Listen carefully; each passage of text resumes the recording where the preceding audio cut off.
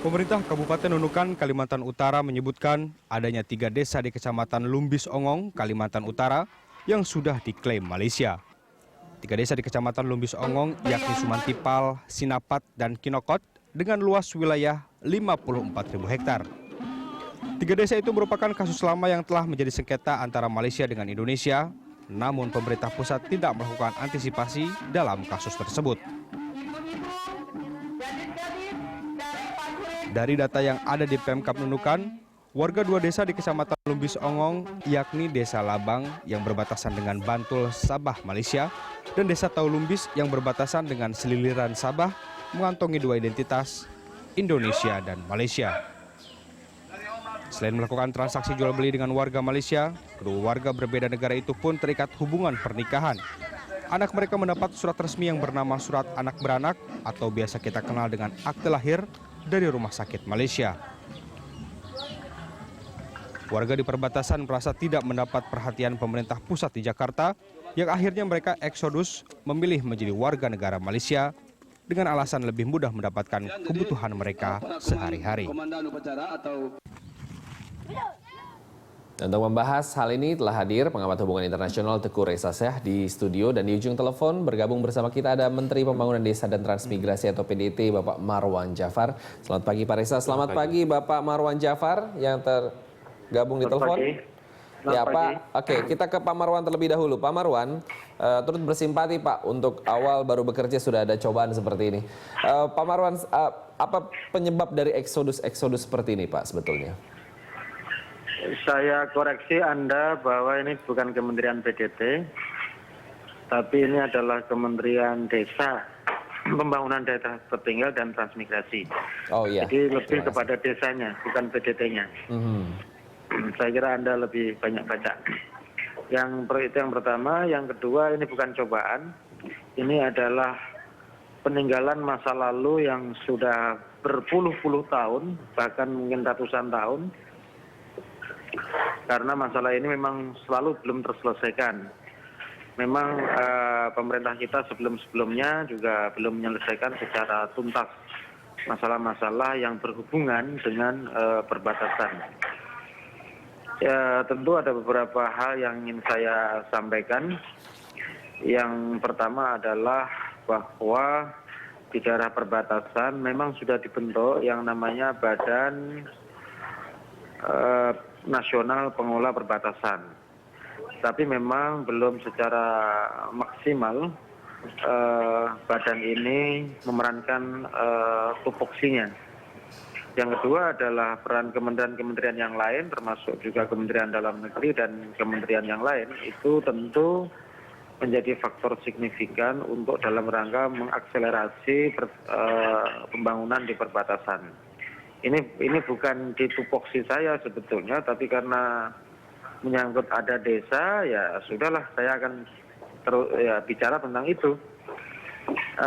Yang pasti bahwa pemerintah yang baru ini sudah mengkonsolidasi semua kementerian untuk menyelesaikan secara bertahap masalah perbatasan ini. Terutama ada 3 hal yang menyangkut di Kabupaten Nunukan itu. Yang pertama memang ketersediaan bahan pokok itu sangat kurang dan bahkan cenderung tidak ada. Yang kedua adalah sarana dan prasarana infrastrukturnya itu memang tidak ada juga, jauh dari yang kita bayangkan. Jalan hanya setapak, tidak bisa dilalui mobil, dan mungkin barangkali bisa dilalui cuma sepeda motor. Kemudian yang ketiga adalah biasanya lewat sungai, tapi karena ini musim kemarau, maka tentu tidak bisa dilewati lewat sungai. Satu-satunya jalur untuk mencapai desa itu adalah karena harus lewat udara. Kemudian yang selanjutnya tidak ada eksodus sebetulnya warga kita ke Malaysia. Yang terjadi adalah bahwa ketika musim tanam selesai, mereka memang mencari nafkah tambahan di Malaysia. Tetapi begitu musim panen telah tiba, mereka akan kembali lagi. Karena memang di sana juga betul bahwa ada hubungan kekerabatan, ada hubungan perkawinan, karena memang masih serumpun. Seperti itulah keadaannya. Jadi pemerintah yang baru ini sudah bertekad secara penuh untuk menyelesaikan masalah-masalah perbatasan, dan terbukti dalam koordinasi yang sangat cepat ini sudah ada solusi-solusi dan nanti akan diimplementasikan secara lebih konkret. Sejauh ini solusi-solusi apa Pak yang sudah dipersiapkan untuk mengatasi kendala seperti ini? Presiden sudah menginstruksikan semua kementerian terkait untuk segera mengatasi itu, dan terutama untuk pembangunan infrastruktur ini mestinya adalah Kementerian PU dan Perumahan Rakyat yang tentunya punya kewajiban untuk membangun infrastruktur yang ada di sana. Kemudian juga kementerian-kementerian lain termasuk juga misalnya di sektor pendidikan, bagaimana pendidikan anak-anak yang di sana itu betul-betul terperhatikan dan ada sekolahan yang memadai. Kemudian di sektor kesehatan juga sama, supaya ada puskesmas yang memadai pula, sehingga tidak mudah diiming-imingi atau tergiur oleh negara tetangga, karena memang negara tetangga juga punya strategi sendiri untuk menarik warga kita untuk masuk ke sana. Dan yang lebih penting adalah bagaimana memang ada 2 atau 3 desa itu yang memang secara geografis itu masih bersengketa dalam posisi status quo sekarang, karena masih ada proses perundingan yang harus dilaksanakan. Kurang lebih seperti itu informasinya yang saya terima, dan saya sudah mendapatkan laporan langsung dari pemerintah setempat, dan ada beberapa kepala desa yang dari sana yang beberapa hari yang lalu sudah menemui saya di Jakarta. Dan memang keadaannya sangat memprihatinkan dan butuh keseriusan kita semua untuk menyelesaikan itu. Ini sekali lagi bahwa ini adalah peninggalan masa lalu yang sudah bertumbuk-tumbuk, sudah terakumulasi karena ada proses pemekaran dari Kalimantan Timur ke Kalimantan Utara, sehingga ini menjadi momentum untuk semua orang bicara, dan seharusnya pula ini adalah pemerintah daerah, tidak hanya pemerintah pusat, pemerintah provinsi, kabupaten juga harus ikut menyelesaikan masalah ini, karena ini bukan semata-mata tugasnya pemerintah pusat.